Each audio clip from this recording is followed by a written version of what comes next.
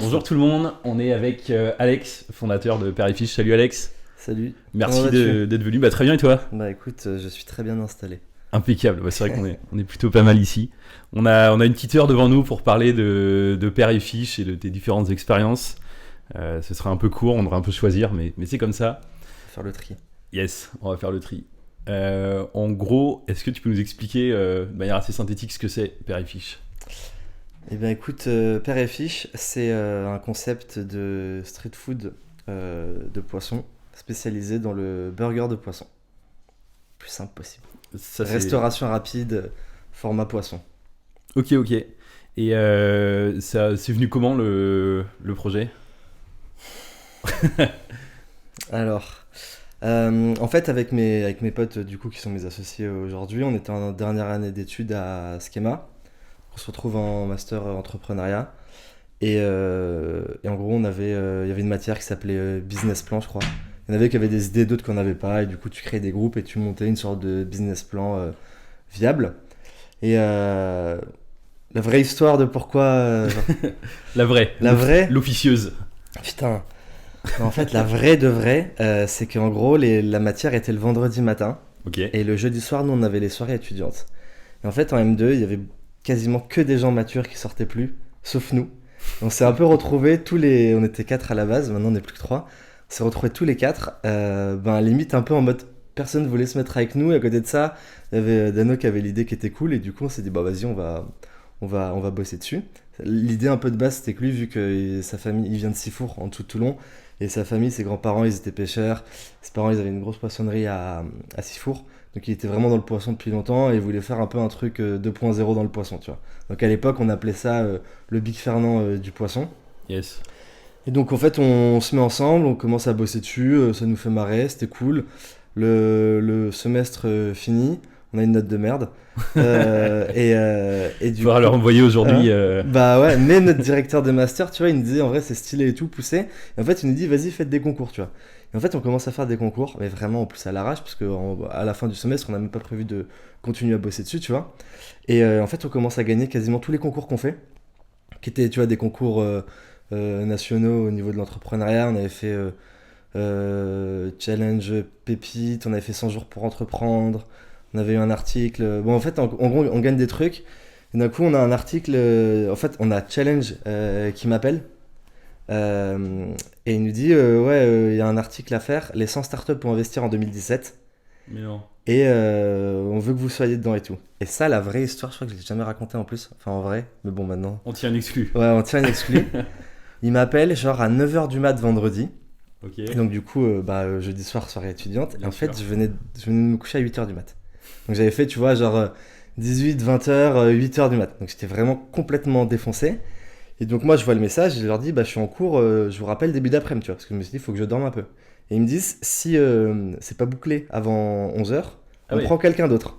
Ok. Donc du coup je me fous de l'eau sur la tête et tout, et je fais 1 heure d'interview avec eux.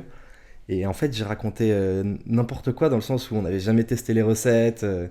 Ouais, justement c'est ce que j'avais demandé, c'est que donc là en gros vous avez fait le projet, vous avez eu la note pas ouf, le prof t'a dit vas-y fais des concours, vous faites des concours, mais en fait ça paraît bizarre comme conseil, parce que le conseil qui me semblerait le plus adapté serait de te dire fais un premier resto, ou fais un pop-up, test et tu verras si ça marche. Lui t'as dit fais des concours, donc vous faites ces concours et là Challenge t'appelle mais vous avez toujours pas testé en vrai jamais rien le truc, testé. quoi. Mais même quand tu vois on fait les concours, lui il trouvait que notre idée elle était cool et tout. C'est juste que bon il y avait des trucs dans notre structuration qui allaient pas, mais l'idée commençait déjà un peu à plaire, tu vois. En fait, Ouais. du coup, je fais cette interview avec Challenge qui se passe super bien d'ailleurs. Je me rappelle pas du tout de l'interview du coup. Et en fait, derrière, on a la parution.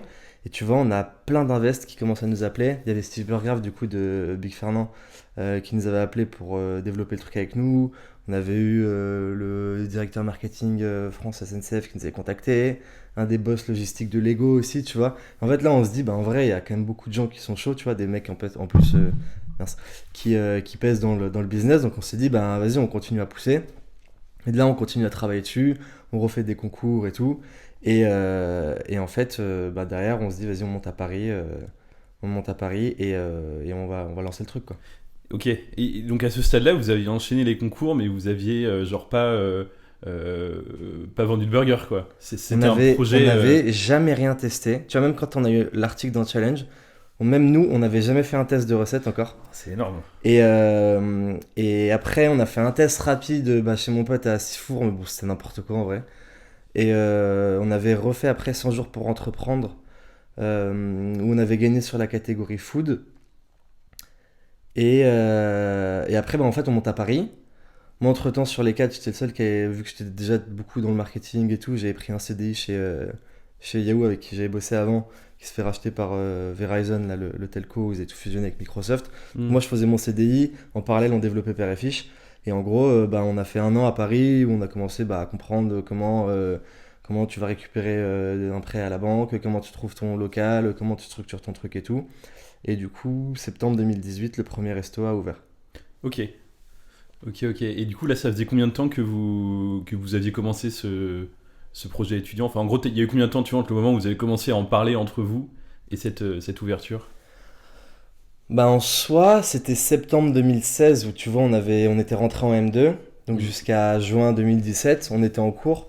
Et en vrai, on n'avait pas fait grand-chose, tu vois. En fait, à la fin de l'année, on savait parler de notre projet, quoi, tu vois. On avait un business plan à peu près correct, et après, du coup, il y avait l'été et tout, chacun avait fait ses trucs, tu vois. On s'était dit, vas-y, septembre, tout le monde est à Paris, et là, on va commencer à attaquer sérieusement, quoi.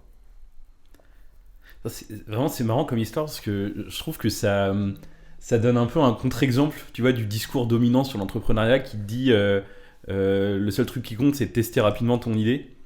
Où là, vous l'avez pitché, vous avez eu des invests et tout, alors que vous aviez rien lancé. Enfin, vous aviez pas mal réfléchi au truc, mais Ouais, on l'a fait carrément en sens inverse. mais ça a marché, quoi. Donc, Ouais, après, ça tu montre vois, que on c'est possible comme ça aussi, a. finalement. Ouais, oui, c'est possible. Après, on n'a pas un produit compliqué. Pas un produit compliqué. Pas un produit facile, pardon. Et tu vois, quand là, aujourd'hui, on voit les restos, tu vois, l'activité commerciale, elle fonctionne très bien, donc on est content. Mm. Mais quand tu vois la consommation de poissons en France, surtout sur du modèle restauration rapide où elle est hyper faible, Ouais. en burger par rapport à du bœuf ou du poulet, hyper faible, mais en fait, tu as un vrai travail d'éducation, tu vois, et de démocratisation à faire auprès de la population. Et je pense que si à la base, on avait ouvert, via toute l'image qu'on s'est créée et tout, on avait ouvert, j'en sais rien, tu vois, des pizzerias ou un truc de burger de viande, je pense qu'on aurait pu le dupliquer beaucoup plus rapidement. Après, là, l'avantage, c'est qu'aujourd'hui, il n'y a personne sur notre créneau. Et si tu kiffes nos produits, t'as pas d'alternative. Tu vois, c'est un peu comme quand tu dis. Les gens, ils disent pas, tu vois, je veux me faire un burger au poisson, ils disent, je veux me faire un père et fiche, tu vois. Mm. Et donc, c'est sûr qu'après, si tu vois vraiment long terme, ça nous laisse un boulevard beaucoup plus gros, tu vois. Mais c'est un peu plus compliqué à dupliquer que, j'en sais rien, tu vois, on a des potes qui ont fait Pokawa, Ouais. qui ont dupliqué comme des porcs. Ouais, Ouais, ils sont là, hyper chauds. Mais bon, en vrai, je m'inquiète pas pour eux parce qu'ils sont très forts et tu vois, ils ont vraiment créé une image de marque. Mais tu fais du poké, t'as 8 milliards de pokés par seconde couvrent autour de toi. Ouais, c'est clair. Et en C'est fait, vraiment en termes de produits, c'est beaucoup moins. Tu vois, tout le monde aime les pokés, mais ils aiment les pokés, tu vois. T'as la marque Pokawa qui est hyper forte, mais demain, t'as un poké à côté de chez toi, tu te dis pas, ah non, je veux mon Pokawa, même si c'est plus loin et tout, tu vois. Et c'est là où, sur une vraie vision long terme, je me dis c'est plus compliqué, tu vois, installer un produit comme ça. Ouais, c'est clair. VS nous, pour l'instant, on a un peu le monopole du marché, même si on a de la concurrence indirecte. Mais les recettes sont hyper spécifiques et tout. Et donc, en fait, les gens qui viennent manger chez nous, après, s'ils aiment, ils reviennent manger chez nous, quoi. Mais d'ailleurs, c'est marrant parce que tu prends les Anglais, ils ont tous tu sais, des fish and chips partout. Sans dire que c'est la même chose, ça montre quand même ils ont une appétence pour le poisson. Et en France, ouais, effectivement, tu me le fais réaliser, tu vois nulle part la restauration rapide poisson. Non, pas du tout. Ça n'existe pas, t'as les Japs éventuellement, mais c'est pas vraiment de la restauration Ouais, rapide. mais non plus, en fait, c'est ça. Et déjà, tu vois, typiquement, je pense que si on avait été un peu plus intelligent, on n'aurait peut-être pas ouvert la France dès le début. Parce que après, c'est bien, c'est le pays. Ouais, c'était une place à prendre. Ouais, non, mais si tu réussis en France, pour moi, t'as plein de. Enfin, tu vois, tu prends les pays nordiques. Mm. Tout ce qui est Suède, Norvège, Danemark, même Pays-Bas, Belgique, le Royaume-Uni. Tu vas même en Asie. Enfin, la consommation de poissons, elle est monstrueuse. Donc, logiquement, on va dire, c'est bon signe sur le long terme. Ouais, ça c'est clair. Parce que du coup, la strat, donc là, vous avez ouvert en France, vous avez je crois 2 ou 3 restos On a pour 3, l'instant. Et c'est quoi en gros le plan pour la suite pour Là, on en a Père 3 en propre et là, on ouvre la franchise du coup en janvier. Génial. Donc, différence propre, franchise propre, tu finances Ouais. toi-même tes restos. Franchise, c'est des franchisés qui viennent et c'est eux qui financent tout et tu prends un pourcentage sur leur CA. Donc, ça permet de dupliquer beaucoup, beaucoup plus rapidement. Et donc là, on est en train de tout préparer depuis début mars et logiquement, là, on a fini à Noël et on lance les recrutements en janvier. Ok. Donc, après, on va essayer d'en faire 3 l'an prochain et après, monter crescendo quoi. 3, 5, 7, 10 par an. Génial. Et ça en fait c'est le scale version restauration la franchise. Ouais. Bah, pour le coup, moi je fais beaucoup de marketing, d'e-commerce et tout à côté. Et je trouve que bon, le e-com, c'est quand même un levier qui te rapporte énormément de cash à court terme. Mm. Donc c'est cool. Reste la restauration, c'est quand même plus compliqué. Mais c'est sûr qu'après, quand t'as des restaurants physiques qui tournent bien et que tu arrives à avoir un peu un process parfait, bon, c'est jamais vraiment parfait, mais et que tu peux commencer à dupliquer, bah là ça va vraiment très très vite. En termes de valorisation de boîte, ça peut monter hyper rapidement, tu vois. Tu prends Pitaya, en 50 franchises, ils en ont fait quasiment 100. Tu vois, les dernières années, ils ont fait 25 ouvertures, 35 ouvertures. Tu fais 35 ouvertures dans l'année, ta boîte en valo, C'est elle prend 40% alors que tu t'es déjà en dizaines de millions, tu vois, Ouais. c'est incroyable quoi. Bon, faut que ça soit rentable après derrière. Ouais, c'est clair. Et comment ça se passe, ça, ce recrutement de franchisés? Bah écoute, j'en ai strictement aucune idée parce qu'on n'a pas commencé. En fait, nous on bosse Là, ce avec. que vous lancez en début d'année, c'est le recrutement de Ouais, franchisés? ouais. Mais Ok. on sait que, enfin, tu vois, on va rentrer en contact avec des gens. Après, il y a des critères. Est-ce que le mec il a un local? Est-ce on va dire, il a du bon sens et Ouais. il a un cerveau qui fonctionne correctement? Est-ce qu'il va être dans le restaurant et du coup gérer ses équipes? Tu vois, c'est pas juste un invest en off. Donc, c'est un peu les critères de base. Après, tu vois, là, on n'a pas commencé à avoir les discussions avec les franchisés. Donc, j'imagine qu'il va y avoir plein de particularités et tout. Mais pour l'instant, étant donné que j'ai pas fait l'exercice, je peux pas trop te dire. Ok, ouais. Ça doit être incroyable comme étape. Enfin, en fait, c'est un peu le moment où je fais l'analogie, tu vois, avec plus le e-commerce et le SaaS. T'as trouvé ton PMF et là, tu lances la fusée, quoi. Ouais, bah là, on est exactement là parce que tu vois, on a tout revu sur la carte en termes de process, externalisé un max de trucs. Tu vois, genre, pour qu'en fait, l'idée, c'est que le franchisé, bah, tu lui files le truc et il ait le moins de choses possibles à faire. Tu vois. Là, Ouais. nous, aujourd'hui, dans un père et fiche, t'as quasiment plus besoin de cuisiner, de préparation. T'as tous tes trucs un peu à composer et tout. Mais tu vois, tout ce qui est sauce, on a un associé, du coup, on a reproduit nos recettes exactes et tout, qui nous les livre directement. En fait, l'idée, c'est de simplifier Hmm. vraiment au mieux la machine. C'est un peu comme si c'est sur un site e-com, t'augmenter à fond tout ton univers pour augmenter à la fin ton parcours, tu vois, utilisateur et ton taux de conversion à la fin, histoire que ça déroule le plus vite possible. Pareil sur la partie market et tout, ils auront rien à faire. Donc la partie achat, on leur propose les fournisseurs. Donc l'idée c'est de les mettre dans les meilleures conditions possibles pour qu'eux ils puissent se concentrer juste sur leur truc, c'est opérer le restaurant, tu vois, quand il est ouvert quoi. Ok, bah écoute, putain, c'est méga prometteur, je trouve, comme. Et puis ça doit être très enthousiasmant, tu vois, comme étape, parce que là, tu te dis, à tout moment, ça décolle. On espère que ça va décoller. On s'est mangé tellement de trucs là. On est arrivé, nous, on a pris gilet jaune, retraite, Ouais. Covid, guerre en Ukraine, inflation des prix de ouf. Donc, on est toujours là et ça se passe bien. Donc, tu vois, on est content. Mais on a hâte que le monde reparte un peu, tu vois, à la normale, comme tout le monde, je pense, Ouais, clairement. pour voir comment ça va décoller à ce moment-là, quoi. Après, c'est que je sais pas s'il y a vraiment une normale, tu vois. J'ai l'impression que la norme depuis, enfin, je sais pas, depuis que je suis enfant, c'est que ce soit un peu le chaos et t'as des moments avec des crises vénères et des moments avec des Ouais, c'est petites sûr. crises, mais je Après, me demande si on doit pas juste s'habituer à ça et ouais, bah nous, c'est ce qu'on a fait, tu vois. faire En avec, fait, quand quoi. il y a eu le Covid et tout, on a dit, bah vas-y, on va partir du principe où on vit dans un monde de Covid. Et on avait totalement réadapté les produits, même la strat et tout, par rapport à un truc beaucoup plus axé livraison. Ouais. Mais nous, tu vois, on parle avec beaucoup de restaurateurs, même qui sont là depuis 10, 15, 20 ans. Et ils nous disent, putain, mais les gars, vous êtes arrivés au moment où c'est la catastrophe, quoi, tu vois. À l'époque, t'en avais, ils achetaient des fonds de commerce, genre 500 000 balles et ils faisaient une année d'activité dedans, ils les revendaient 1,2 million, 1,3 million. Enfin, tu vois, c'était comme de l'immobilier particulier, tu vois, au moment où la bulle de 2020 était bien haute, où tu faisais des coups d'achat-revente et tout, enfin, c'était n'importe quoi. Tu vois, là, le marché, il s'est beaucoup plus régulé et la restauration, elle a pris quand même assez cher, tu vois, entre les gens qui avaient pu travailler dedans, l'augmentation des matières premières et tout. Donc, sûr qu'après, je pense que tu vas repartir sur un rythme un peu normal. Parce que du coup, vous êtes parti en mode livraison à fond au moment du Covid. Ouais, ouais, pendant le En même Covid, et temps, c'est là, vrai que t'avais pas ouais, d'autres possibilités quoi pendant ouais, le truc. bah ouais, ouais, on portait les livraisons, et là, on fait entre 35 et 40% de livraison Ok, au ouais. total. Si on revient un peu en arrière sur le. Donc, une fois que vous avez lancé le truc et tout, ça a été quoi votre strat pour vous faire connaître? Pour installer dans la tête des gens le nom Père et Fiche? Bah, en fait, le truc, c'est que avant qu'on se lance, moi justement, je faisais déjà beaucoup de marketing, beaucoup d'e-commerce. Je fais beaucoup de dropshipping à l'époque.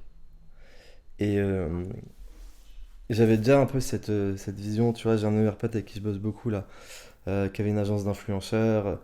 Et, euh, et du coup, j'avais déjà un peu cette vision en mode, bah, tu sais, les réseaux, l'influence, la communauté, le contenu. Et en fait, je voulais vachement que la marque soit associée à une aventure entrepreneuriale de potes et pas à une entreprise. Hmm. Et j'avais ouvert une page Facebook, c'était à l'époque des pages Facebook, Ouais. début 2017, je crois, février 2017, pour qu'on ouvre le resto septembre 2018. Pendant 1 an et demi, je racontais ma vie. Ah, on a fait ça aujourd'hui, nanana et tout. Et après, bah, 5-6 mois avant, peut-être 4-5 mois avant, j'ai ouvert le compte Insta. Pareil, je racontais aujourd'hui, on a testé ça et tout. Et en fait, bah, automatiquement, tu sais, il y a une création de communauté.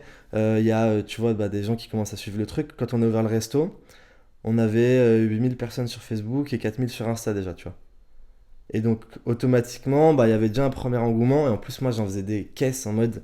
Vu que le produit n'existait pas, c'était un peu comme si. Tu vois, c'est le nouvel Avengers qui sort là au Ouais. ciné, genre en mode mais vous allez péter un plomb, vous avez jamais vu ça, ça va être incroyable. Ouais, tu peux Et jouer sur un peu le mystère de ouais, j'étais l'inconnu. là en mode teasing, FOMO, tout ce que tu veux, genre ça, c'est du délire. Et genre vraiment, vraiment, tu sais, limite un peu à en abuser.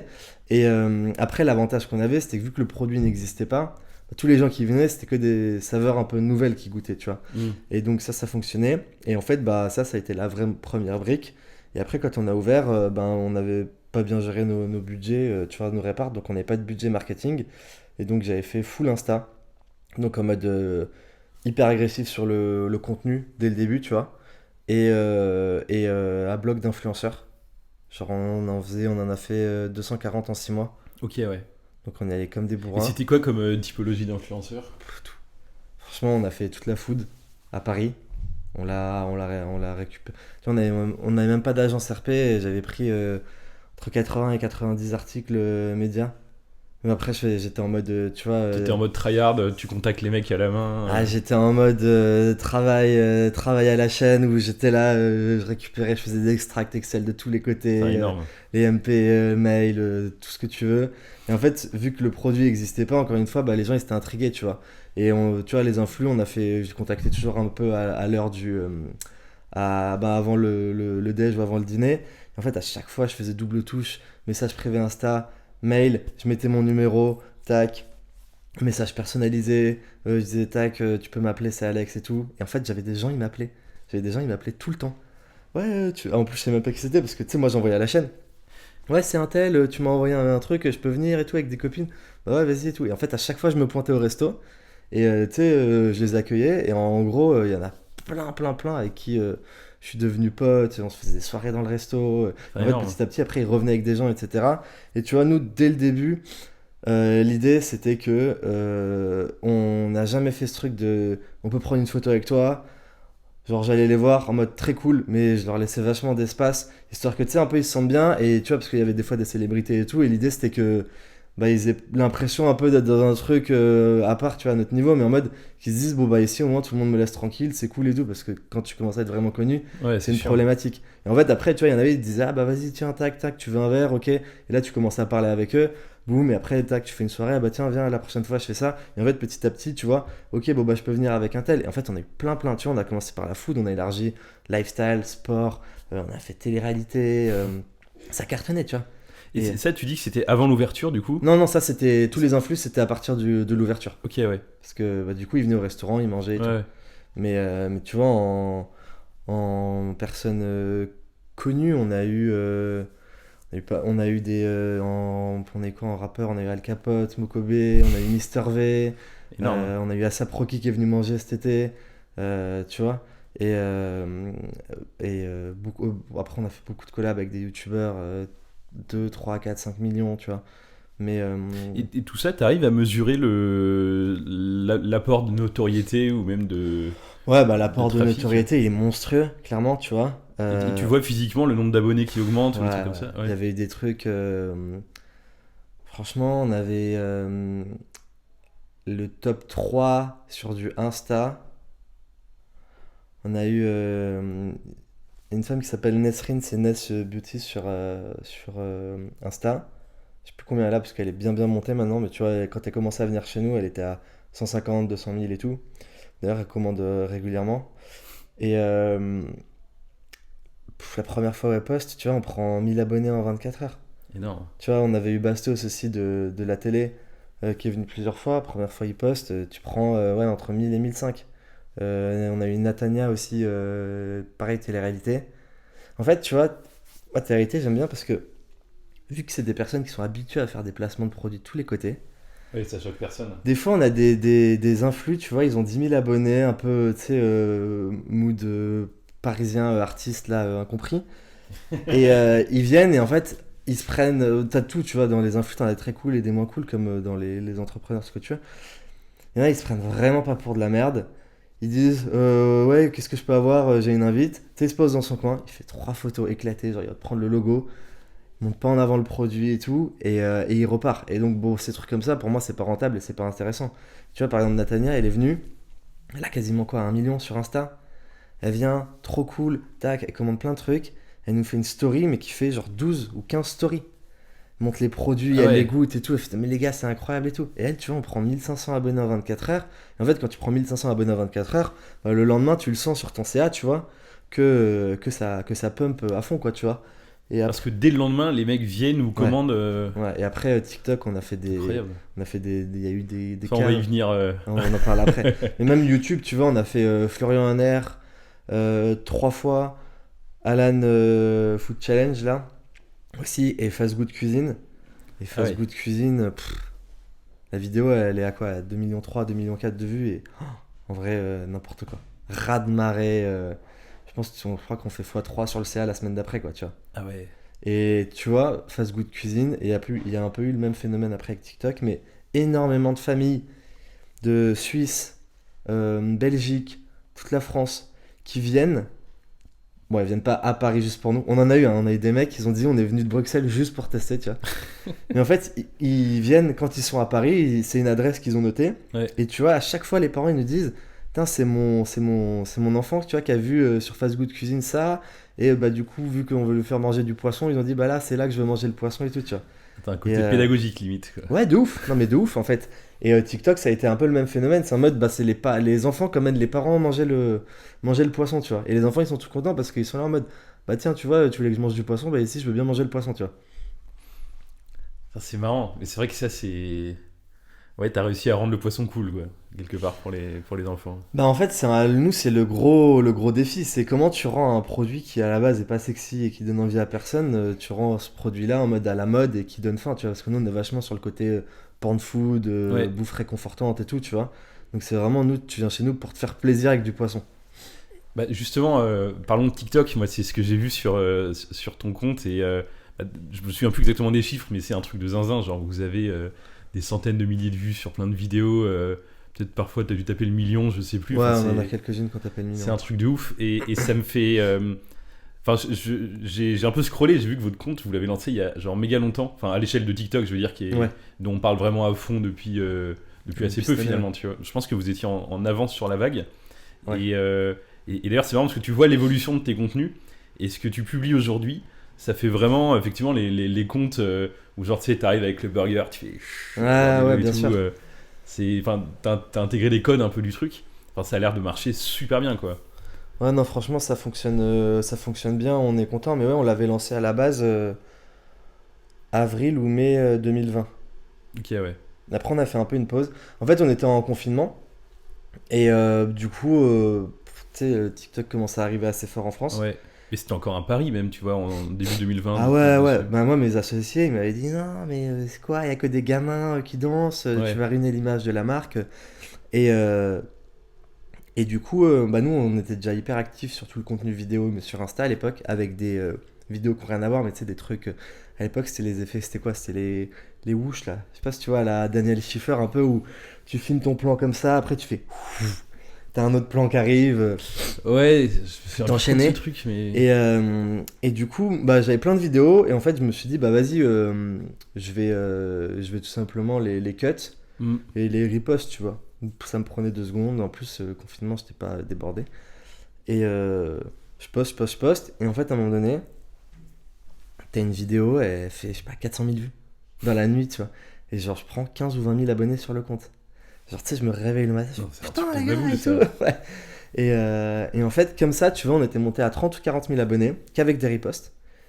Et après, ben, en gros, le contenu convertissait pas forcément, parce que tu vois, c'était juste des reposts, et j'étais pas encore convaincu, tu vois, enfin, la cible était très jeune à l'époque.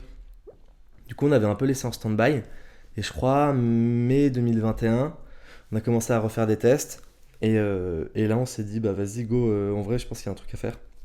Et donc, on a commencé à mettre en place grosse strate de contenu, et en vrai, c'est monté très très vite. Parce que là, tu vois, on était à. Bon, là, ça monte quand même beaucoup moins vite qu'avant. Mais en l'espace de 6 7 mois, on est monté.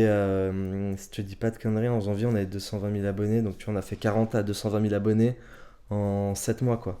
Et Ok, là, tu ouais. vois, cette année, on est sur un truc plus, plus calme parce que on a fait 220 à. Là, on est à 280 quasiment. Bon, ce qui est déjà cool, hein, mais du coup, tu sens que. Bah, tu sens que il y a tout le monde qui est sur TikTok, donc beaucoup plus de concurrence. Ouais. Faut commencer à être beaucoup plus exigeant sur la qualité du contenu que tu fais. Et après, même si tu parles en termes d'ads et tout derrière, tu sens que les CPM, même si ça reste très peu cher, ils ont quand même fait je sais pas combien, mais moi je vois sur des campagnes d'abo, au début, je récupérais de l'abonné parisien à 1 centime. Tu te rends compte? Je ciblais que Île-de-France en plus. Je C'est un délire. récupérais, tu vois, j'avais une audience, j'étais même pas sur les jeunes, quoi, j'étais sur du 20-50. Là maintenant, tu veux monter à Paris, t'es sur du 15, 20, Ouais. 30 centimes. Ah bah là, ils se régalent TikTok, hein. Ouais. Ils sont en train de bien monétiser le truc. Et en termes de, après de ROI, de tout ça, tu te rends compte, toi, de ce que ça t'apporte concrètement, TikTok? Tu parlais tout à l'heure des gamins qui font venir leurs parents. Ouais, ben en soi, pareil, quand des vidéos elles font beaucoup de vues, tu sens des pics. Moi, à un moment donné, quand on publiait vraiment comme des porcs, là on publie un peu moins parce que, ben, à un moment donné, on était entre 20 et 30 par mois, publication. Mm. Bon, franchement, c'est trop chaud à tenir le rythme. Ouais, Mais voilà, il faut quelqu'un limite full-time pour le faire. bah ouais, c'est ça. Après, tu vois, nous, en une demi-journée, on fait une dizaine de vidéos, plus quelqu'un qui les monte derrière. Mais à un moment donné, dès que en vrai, même maintenant, tu vois, aujourd'hui beaucoup, mais à un moment donné, c'était abusé. Euh, Dès que je me pointais au resto, t'avais soit des enfants, soit les enfants qui venaient toujours avec leur maman, qui venaient me voir. Ah putain, c'est toi le mec de TikTok et tout. Il y a des gens à Nice qui m'ont arrêté en mode, tu vois, Nice et même Dubaï. Du coup, avec l'agence, j'ai beaucoup de clients à Dubaï, je vais souvent. Qui me disaient, enfin dans la rue, tu vois, ils me disaient, oh putain, mais c'est toi le mec de Père et Fiche. Et là maintenant, il y a mes 2 autres associés qui sont beaucoup sur les TikTok. Et quand tu vas dans des endroits et tout à Paris, ils disent, oh, putain, mais je t'ai déjà vu sur TikTok et tout. Et en fait, ça convertit. Tu vois, là, la dernière fois, on avait fait une étude, on fait des études marketing, après une fois par an, avec Parabellum, c'est un cabinet d'études, enfin, je sais pas comment t'appelles ça. Et là, tu vois, on a environ 4% de notre CA qui vient vers TikTok. Sachant que sur l'étude, t'as plus de 50% qui vient du bouche à oreille. Donc le bouche à oreille Ah ouais. vient généralement de ce qui a été ramené par les réseaux avant. Ouais. Mais quand tu vois 4% par rapport à l'invest TikTok qu'on a, je crois qu'au total, tout cumulé, on a investi genre 15 000 balles sur TikTok. Donc autant la production de contenu et les ads, tu vois, on a dû mettre 8K en ads en un an et demi, ce qui est strictement rien. Parce j'essaie quand même de bien voir ce qui se passe en organique. Mais quand tu vois l'invest pour ce que ça te rapporte, franchement, le ROI, tu vois, il est à... Là, nous, on l'avait calculé à la baisse, mais pour moi, il était déjà à x10, tu vois. Et en vrai, je pense que toute la notoriété que ça a construit autour de la marque et tout, il est beaucoup plus élevé. Sachant ça, qu'en c'est plus, on peut servir que des gens à Paris et Lille. Et tu vois, on a quand même beaucoup de gens dans la France qui nous suivent et tout. Donc il y a plein de villes où les gens, ils t'attendent, tu vois, Ouais. ils t'attendent à fond, quoi. Ça, Donc... ça prépare ton débarquement en franchise. Bah ouais, exactement. Et l'étude marketing dont tu parlais, c'est que les mecs sont allés dans les ton restos, resto, posent ils ont des interrogé les gens. questions. Ouais, Ok, ouais. exactement. Ouais, c'est marrant, mais c'est vrai que c'est pas mal parce que ça te permet de cartographier un peu tout ça. Ça, pour le coup, ça va être le truc un peu frustrant par rapport au e-commerce, c'est que tu peux moins mesurer Ah, c'est horrible. C'est horrible. ton efficacité sur tes leviers market, quoi. Bah ouais, t'avances vraiment quasiment à l'aveugle, tu vois. Puis là, maintenant, tu vois, on a de la pub qui tourne sur TikTok, Insta, Google, on a du Taboola, on a de l'influence, on a du contenu, on a des solutions de fidélisation et tout. En fait, t'es dans une bulle où bah, tu crées un cercle vertueux un peu. Mais après, en vrai, même en e-com, quand tu commences à avoir plein de leviers, t'as toujours aussi tes problématiques d'attribution et tout, et ça commence un peu à être compliqué Ouais. de savoir, bah ok, est-ce que la personne elle est rentrée par ce levier-là, elle a été vue la pub sur Snap, puis après elle s'est fait retarget sur Facebook, mais au final le last click il est sur Google, conversion elle est comptée 3 fois, tu vois. Donc Ouais, c'est compliqué là. quand tu commences à avoir plein de leviers, c'est sûr qu'au bout d'un moment tu galères un peu plus, tu vois. C'est plus pour moi, là quand tu vois, on a par exemple le resto de Paris 9, c'est le plus ancien, on est sur un rythme de croisière qui fonctionne très bien, mais tu vois, quand tu veux commencer à aller plus loin, bah, pour moi, faut investir beaucoup pour voir s'il se passe un truc. Et c'est un peu risqué, tu vois, d'investir beaucoup d'un coup, parce que j'ai mon truc qui marche, mais si je me dis, ok, vas-y, comment je peux aller plus loin, bah, si je rajoute... En fait, le resto, il va faire à peu près 1 million, tu vois, de ça à l'année. Si je rajoute, je dis rien, tu vois, genre, si je me dis, je mets 500 balles en plus sur le mois pour faire un test, bah, quand tu fais quasiment 100 000 par mois, tu vas pas forcément voir l'impact. Même si tu mets 500 et que tu fais 2500, c'est déjà énorme, parce que tu fais x5. Mais je le vois pas tu divises 2500 balles par jour. Ça fait quoi? Ça fait même pas 100 euros par jour.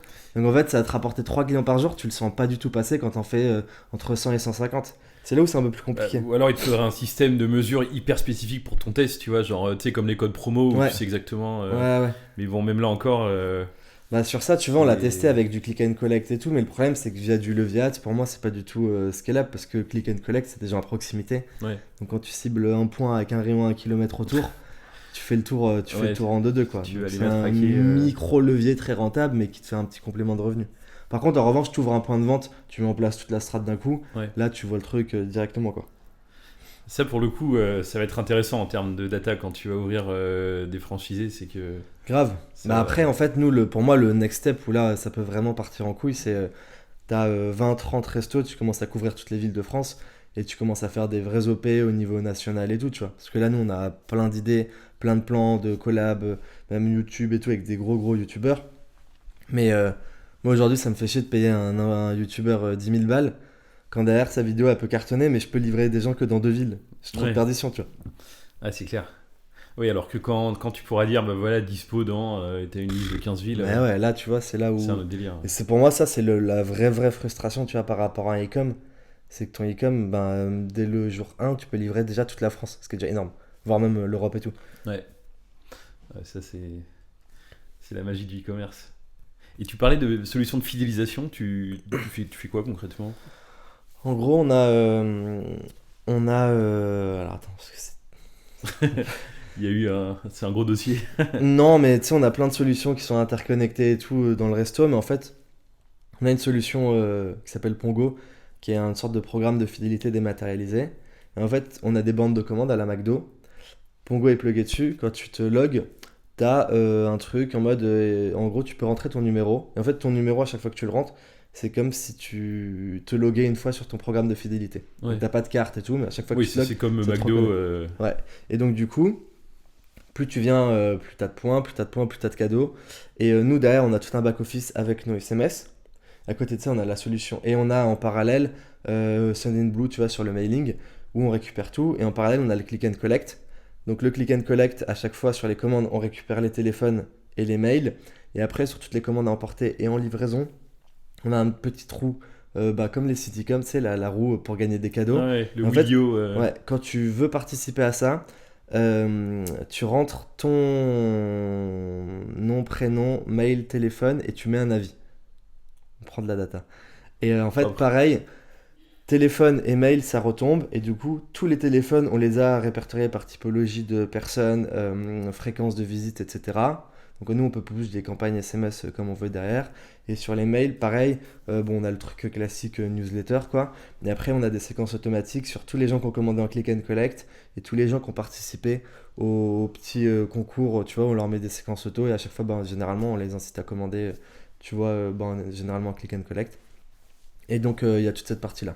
Plus après, les réseaux où, vu qu'on fait du contenu H24, Ouais. tu sensibilises à fond, quoi. Et ça, du coup, sur tous ces trucs de mailing et de texto, ouais, j'allais dire, tu peux plus mesurer ton retour, mais pas forcément, parce que quelqu'un qui voit le texto et qui se dit ah ouais, tiens, je vais y aller après-demain, tu peux pas non plus trop l'attribuer au texto. Enfin, tu sais pas, En fait, si ça, sur ça, on le mesure, le seul truc où on le mesure pas, c'est si la personne, elle vient et elle se log pas.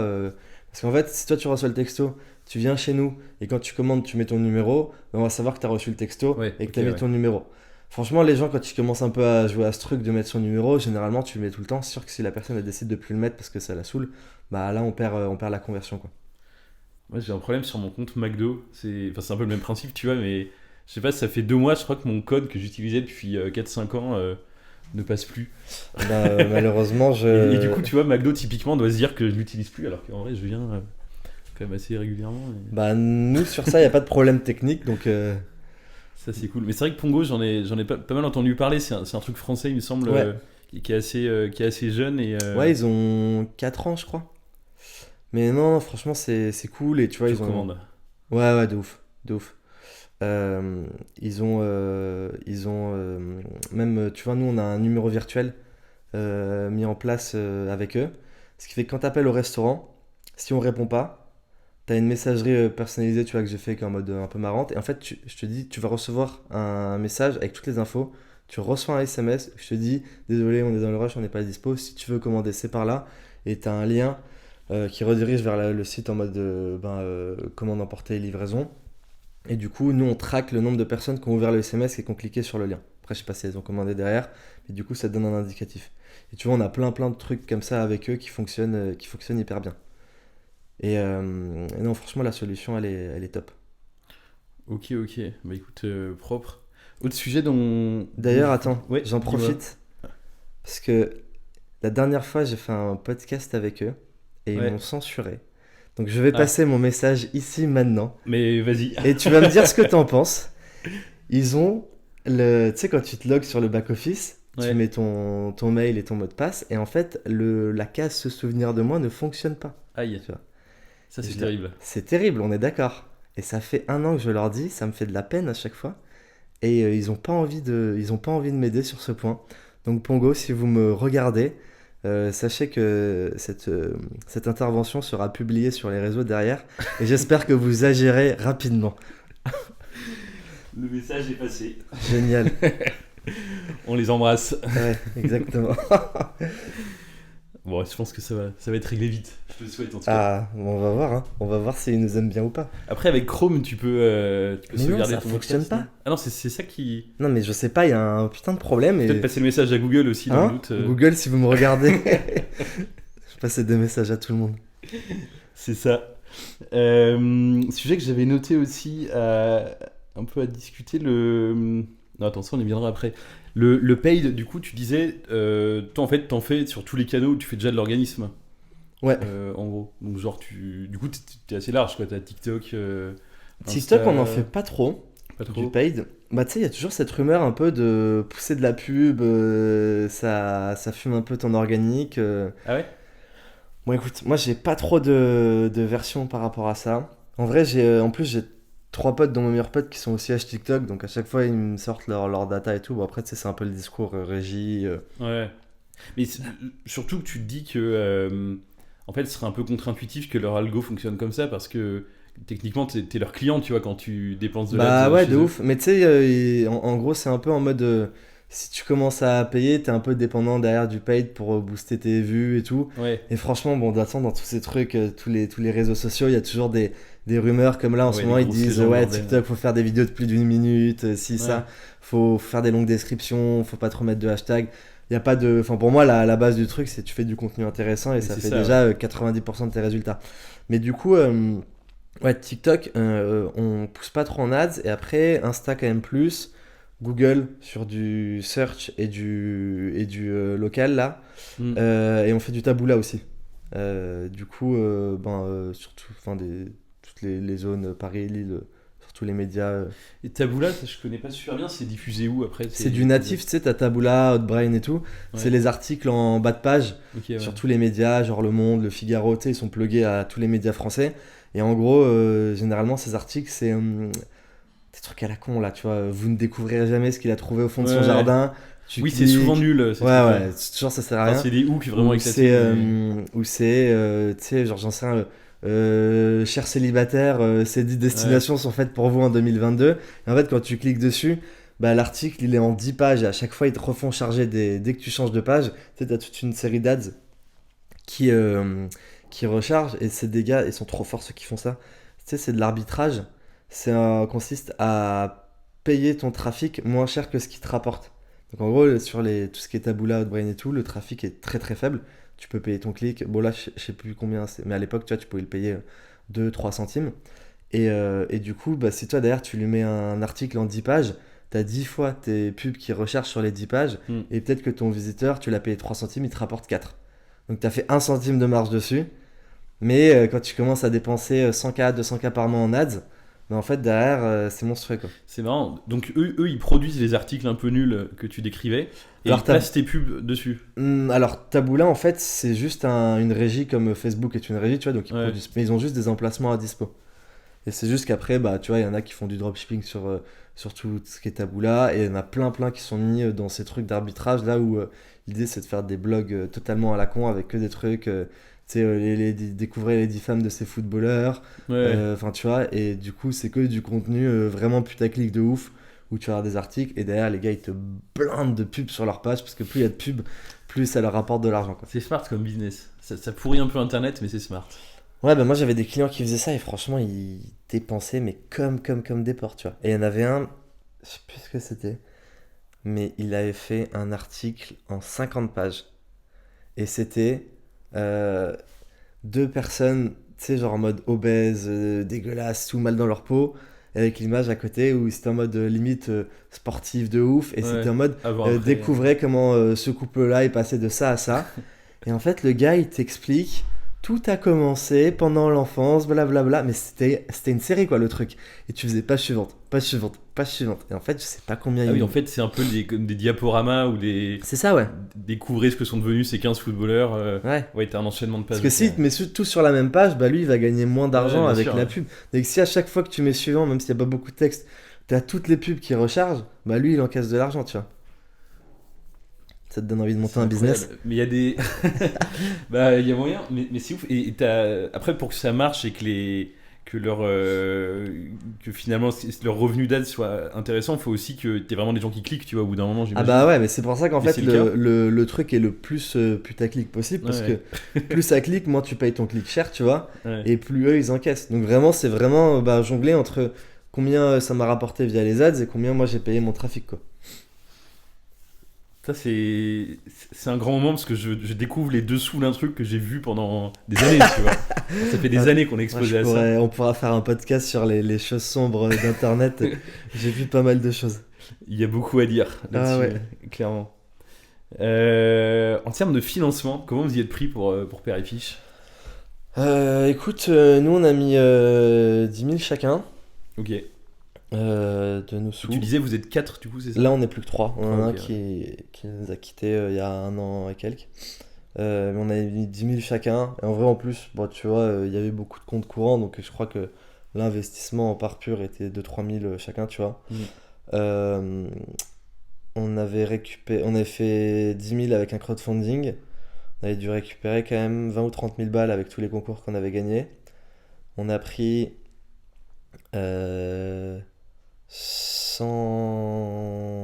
autour des 100 000 en love money.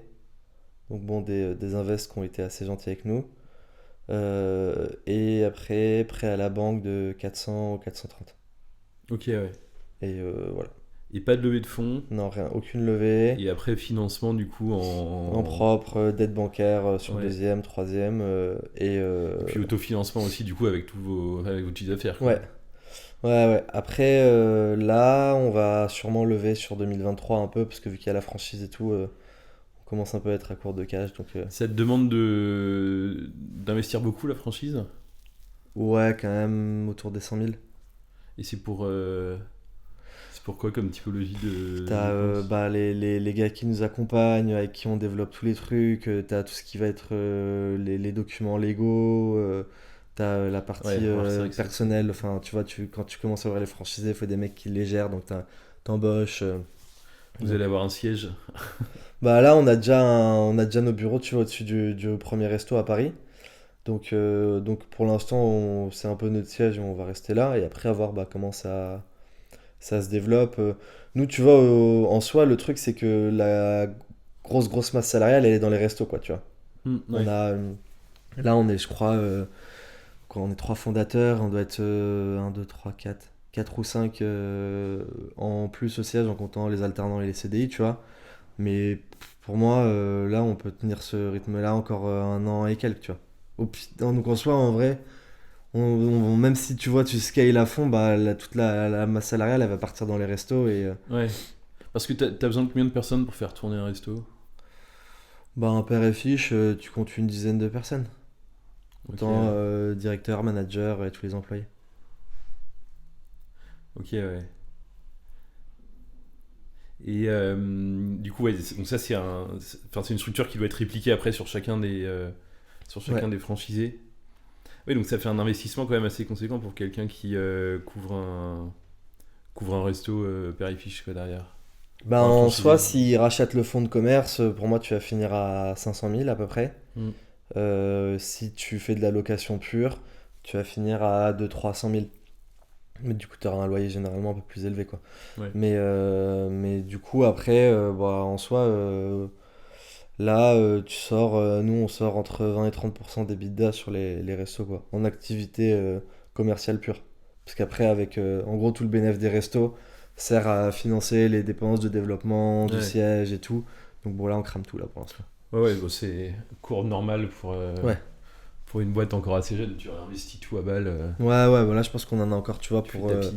pour moi, pour 1 an et demi, bah là, vu qu'on va lancer la franchise, tu prends 1 an et demi ou 2 ans où je pense que, on va dire, vu qu'on va encore s'endetter, tu vois, et après, logiquement, quand tu commences à en avoir beaucoup, plus de royalties et tout, je pense qu'après, enfin là, par rapport à, tu vois, nos prévisionnels, t'as quand même une petite courbe à la baisse pour après que ça parte exponentiel assez fort, quoi. Ouais, ok.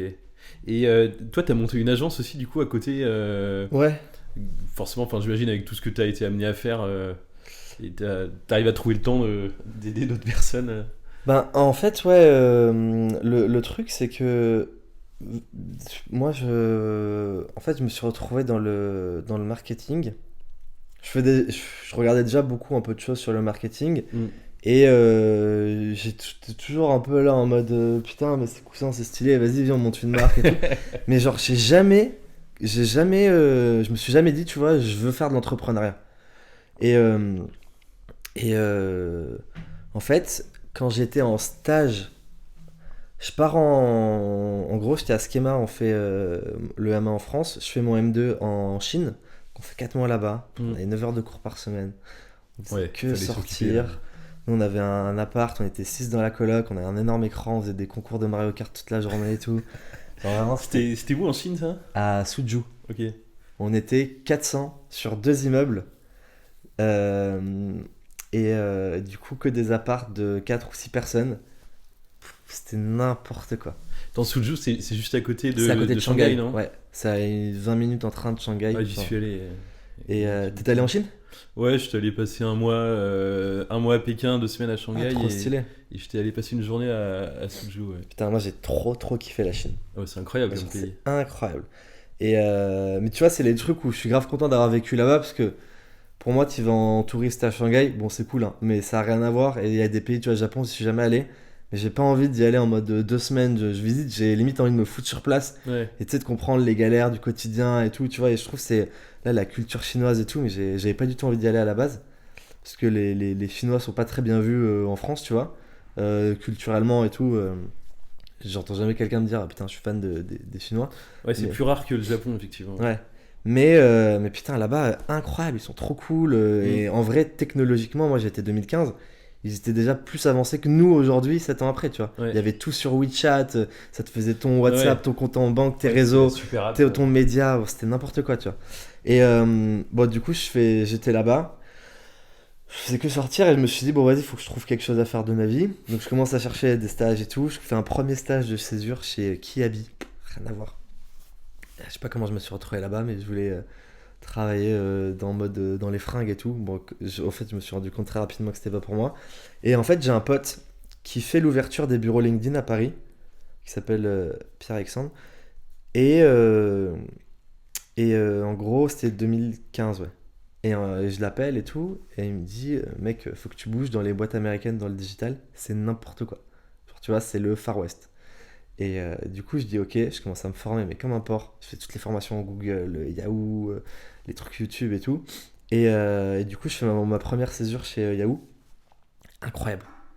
Incroyable. Genre, payé mais comme un malade, en culture. Enfin, tu vois, la boîte, c'était le loup de Wall Street, quoi, limite. Tu vois, t'as ton portefeuille client, ça part grave de soirée, trop bonne ambiance, esprit startup, no limite niveau budget. C'est marrant parce que Yahoo en 2016, c'était pas enfin, c'était plus trop la grande En époque fait, pour eux, non? il y a eu beaucoup de plans de licenciement, Ouais. mais tu vois, après la boîte, à l'époque, tu vois, ils ont failli racheter Google, ils ont failli racheter Facebook. Donc même s'il y a eu, je crois qu'ils ont fait 4 milliards de rachats de startups qui valent zéro. Donc il y a eu beaucoup de mauvaises décisions, Sale. mais ça restait monstrueux. Moi, quand je suis arrivé dans le stage, on était genre une centaine et quelques. Et du coup, je fais ma césure, trop stylé. Entre-temps, il y avait eu un plan de licenciement. Et quand j'étais en M2, bah, j'ai plein de mes anciens managers ou quoi qui me rappellent pour des jobs chez Snapchat, Spotify et tout. En plus, Snapchat à l'époque, c'était au moment où c'était en train de tout péter, tu vois. Mm. Yahoo me rappelle aussi. Et du coup, bon, Yahoo il me propose un truc de fou, donc je me dis, vas-y, go, j'y retourne. Et quand j'y retourne, on était une vingtaine. Donc, c'était grave un peu en mode esprit startup, tu vois, tous entre 20 et 30 ans. Et on faisait tous nos trucs. Bah, en fait, on a développé. Enfin, on a développé. Je veux dire, on a développé la boîte. On a développé à notre petit niveau, Non, tu c'est vois, ouf. ce qui restait de la boîte. Mais ça se passait grave bien. Et tu vois, moi, j'ai jamais été dans le truc de j'ai pas envie de travailler pour quelqu'un, ça me saoule et tout, parce que j'avais des managers et c'était trop bien. Ouais. Et ça se passait super bien. Et je kiffais, tu vois. Genre, en fait, j'ai pas l'impression de travailler comme aujourd'hui, tu vois, j'ai pas l'impression de travailler parce que c'est mes boîtes. Mais genre, j'allais au bureau le matin et j'étais en mode putain, on va passer une bête de journée et tout. Et pourquoi je disais ça déjà? Je sais même plus. On parlait On voulait en venir à l'agence. Et du coup, c'était ton Ah entrée oui. dans le marketing. en Et donc fait. voilà, bon marketing à fond et tout. Et en fait, après, Yahoo se fait racheter par Verizon, ça fusionne avec Microsoft. Donc du coup, on se retrouve avec des gros bureaux en mode beaucoup plus grosse structure. Moins Et fun. là, moins fun, beaucoup plus de gens, un peu plus âgés, tu sais, un peu en mode planqué et tout. Mm. Moi, ça c'était le truc qui me rendait fou, tu vois. Ça a été un des trucs pourquoi je me suis vraiment barré. J'ouvre Père et Fiche en parallèle. Et en gros, du coup, bah là, j'ai plein de clients qui faisaient beaucoup de drop, beaucoup de leads. J'avais tous les gars qui étaient à la base dans le porno, tu sais, sur de l'ads, hein, pas en acteur, de l'ads, des gros gars du SEO qui après ont fait du lead, Pinel, rachat de crédit et tout. Mais Attends, du coup, ils font ils font de l'ads sur les sites porno. Ouais. Mais c'est qu'ils visent quoi, certaines niches particulières. Ouais, ou- c'était sur des niches. Et moi, je les avais pas en client en ce moment-là parce que j'étais trop jeune, moi, à l'époque. Après, ils avaient fait beaucoup de SEO. Et moi, quand j'étais arrivé, ils étaient en train de fracasser le marché sur des leads Pinel, rachat de crédit, isolation à 1 euro, tous les trucs de lead un peu border. Et eux, ils récupéraient du lead. qui ils les revendent après classifiaient, à des puis boîtes qui les vendaient. Et ça, il y avait des mecs qui cramaient C'est marrant, ça. des 20K par jour en ads, quoi, tu vois. C'était n'importe quoi. Mm. Et en fait, comme ça, moi je commence à me mettre dans le drop et tout.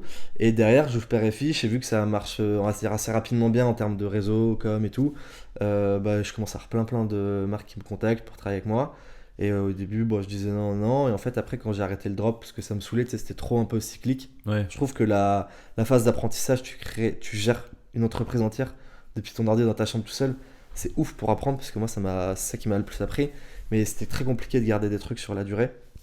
Et donc, du coup, après, j'ai stoppé. J'ai commencé un peu à accompagner des marques en consultant. Et j'ai un de mes meilleurs potes à Nice qui avait une boîte tech dans tout ce qui est B2B, data travel, qui avait un peu le même profil que moi, qui lui aussi commençait à accompagner des trucs. Puis on commence à en accompagner ensemble, etc. Et au final, on monte l'agence. Et là, en vrai, l'agence, on l'a créée il y a 1 an et demi. Mais l'an dernier, on était en mode A2 en consultant un peu. Et là, on a commencé à embaucher en mars. Ok, ouais. Ah oui, donc t'as carrément une deuxième boîte en parallèle. Ouais, là, on est 7. On a Énorme. embauché 5 personnes là cette année. Et c'est quoi vos points forts un peu, ce que vous Bah, faites? nous, du coup, on doit être un peu concurrents sur certains trucs, mais nous, on fait que de la. En fait, on a 3 verticales. On en a une, c'est un peu grosse marketing, où du coup, on fait strat marketing, tout ce qui est ads et création de contenu. On a une verticale full création de contenu. Bon, création de contenu, nous, c'est que du vertical, tu vois, beaucoup du GC et tout. Ouais. Pas de prod télé.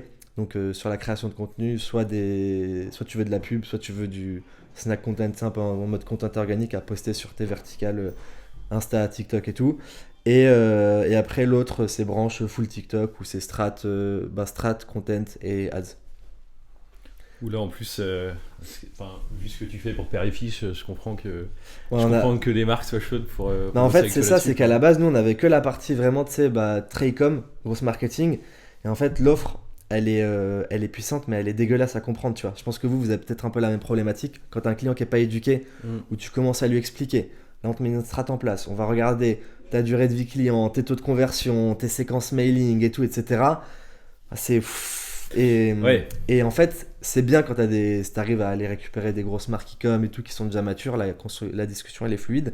Quand du coup, t'as des fois des boîtes, parce que nous, tu vois, on a récupéré des clients qui faisaient genre 1-2 millions à l'année sans faire de ads et qui connaissaient rien, tu vois, à ça. Et en c'est fait, marrant, ça. le potentiel, tu te dis.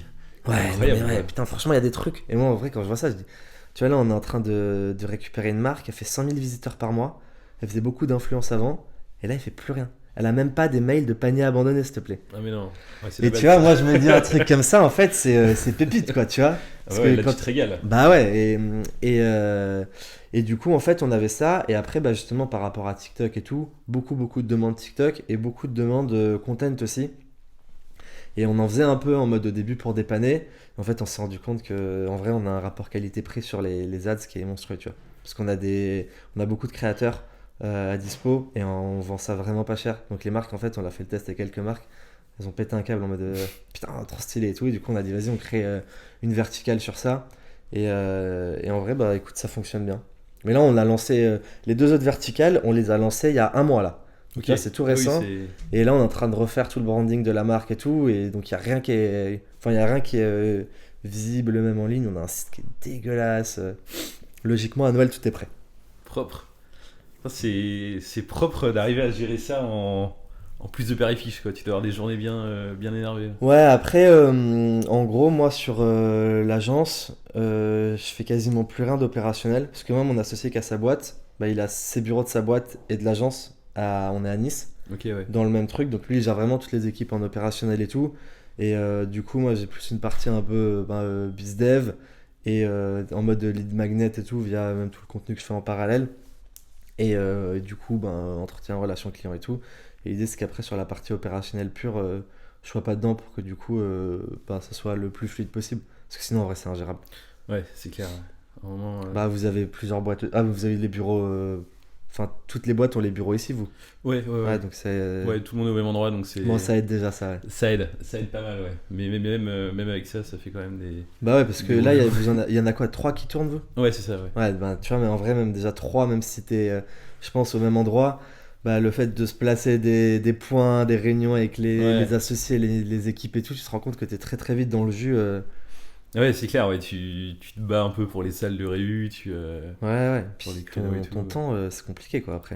Ouais, bah après, ouais, le tout, mais c'est comme ce que tu disais, c'est de bien répartir, tu vois, et de savoir bien qui gère quoi, et d'avoir des instances aussi un peu carrées qui sont bloqués dans l'agenda, que tu respectes Ouais. et tout, et des bons process de. Il y a toujours des Le petits partage imprévus, d'infos. mais bon. Ouais, c'est clair. Ouais. De toute façon, la vie, c'est le chaos, tu vois. Après, faut Ouais, voir non, comment on mais peut c'est réussir à cadrer un peu tout ça. Bon, petite question de la fin, parce que ça fait déjà 1 heure finalement qu'on est là. Si tu regardes un peu en arrière là et que tu te dis, enfin, imagine, je sais pas, que tu devais recommencer, tu vois. Qu'est-ce que tu changerais, qu'est-ce que tu ferais différemment, comment tu brieferais Alex d'il y a 4 ans, quoi, pour que ça se passe aussi bien, voire mieux. Enfin, en vrai, C'est je vraiment une pense que question je à la ferais con. la même chose, mais encore plus fort de tous les côtés, quoi, tu vois.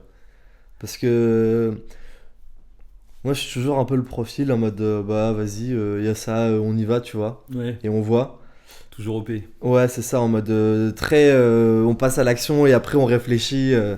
Et en soi, quand je fais la. Bon, il y a forcément des trucs qui marchent pas à chaque fois, tu vois. Mais en soi, quand je fais la moyenne de tout, bah en vrai, tout se passe plutôt bien. Donc j'ai l'impression que moins tu te poses de questions et plus tu y vas, plus tu vois, c'est intéressant. Et là, genre, quand on avait lancé TikTok il y a 2 ans, à la base, je voulais lancer mon contenu en mode perso aussi, moi en mode plus marketing. Puis pareil, je m'étais posé des questions à la con là, en mode ah, c'est pas le moment et tout. Ouais, là maintenant tu te dis merde, Bah ouais. là, je l'ai lancé il y a quoi? Il y a un mois, tu vois. Mais bon, là, c'est la jungle, tu vois. Il y a beaucoup plus de concurrence. Et je me dis, mais Ouais, si je l'avais lancé, tu sais, c'est en mode, mais si j'avais fait ça, putain, mais quel con. c'est clair. Mais je pense que tout le monde se le dit. Ouais, ouais, tout le temps. Surtout TikTok, c'est tellement un buzz de zinzin. Enfin, quand tu vois la courbe d'utilisateurs, c'est Ouais, monstrueux. non, mais Et c'est abusé. tu vois en fait en très peu de temps ce truc-là. Alors Insta finalement, ça a mis quand même pas mal de plus de temps à percer. Non, mais c'est abusé. Pour Mais moi, là, t'as une bonne strate de contenu. Tu fais des TikTok 5 fois par semaine de été 2021 à cet été. Tu fais au moins 300 000 abonnés, quoi. Sans organique pur, quoi, tu vois. hmm, Là, le niveau de viralité, il est quand même beaucoup plus faible. Je pense que vu qu'il y a aussi Black Friday et Q4, les annonceurs qui ouais. dépensent les fins de budget, j'espère qu'en janvier, ça va un peu repartir, tu vois, niveau viral. Puis en plus, ils ont activé la monétisation et tout, donc c'est le bordel. Mais avant, nous, franchement, avec Père et Fiche, à un moment donné, on faisait jamais moins de 50 000 vues sur les publications, tu vois. Des trucs genre, oh, ce burger est super bon, regardez. 100 000 vues. Enfin, tu vois, Et là, tu te dis, mais 100 c'est 000 abusé, vues, j'ai 300 passé. enregistrements. Et moi, je me disais, mais c'est n'importe quoi, les gars. C'est n'importe quoi, genre. Et, non, et peut-être aussi qu'il y a. Enfin, après, je sais pas, je te vois dans mon feed parce que du coup, je connais Père Fiche, mais je vois rarement d'autres boîtes de food. Bon, il y en a sûrement qui publient, tu vois, je suis peut-être juste pas dans leur filet, mais c'est peut-être pas un filon qui est très exploité aussi Sur. sur TikTok. Ouais, il commence à y en avoir un peu quand même. Mais non, mais c'est sûr que t'as Gruppo Mimo, les pizzerias là qui Ouais. sont très chauds. T'as Wings and Chill, c'est un truc un peu un KFC Cali. Franchement, pour moi, t'en as allez, une dizaine en France. Tu vois, de marques qui font bien du TikTok. Mais c'est déjà hyper faible, tu vois. Ouais, ouais. Genre, je comprends pas comment des boîtes comme, tu vois, même Burger King, quand tu vois les campagnes, les OP nationales, Ils sont TV et chauds pour tout, ça. ouais, ils sont trop forts. Bah, sur TikTok, bon, ils ont fait des trucs marrants, mais je me dis, t'es Burger King, t'as Buzzman derrière, t'as des équipes à C'est ça, dispo ouais. à l'infini, t'es no limite niveau budget. Comment tu te dis pas, vas-y, je vais retrouver le meilleur créateur de France de TikTok et je vais le mettre sur Burger King pour tout péter, quoi, tu vois. Ça paraît obligé. C'est la campagne qui s'est faite effectivement avec Buzzman, là, tu sais, où il reprenait des avis clients en mode Ah, pour les même ma ouvertures? grand-mère fait ça plus vite. Et ça tombe bien, votre grand-mère, si elle a pas 77 ans, on peut la recruter ou je sais plus quoi. Enfin, Ah, oui, ils avaient fait ils avaient retourné les avis. Ils avaient fait ça sur toutes les ouvertures aussi, en mode les bâches, en mode le jour où Burger King arrive à Rouen, Ouais. je me rase la tête et tout, et ils avaient mis ça, tac, avec leurs commentaires, en mode vas-y, on attend le selfie rasé.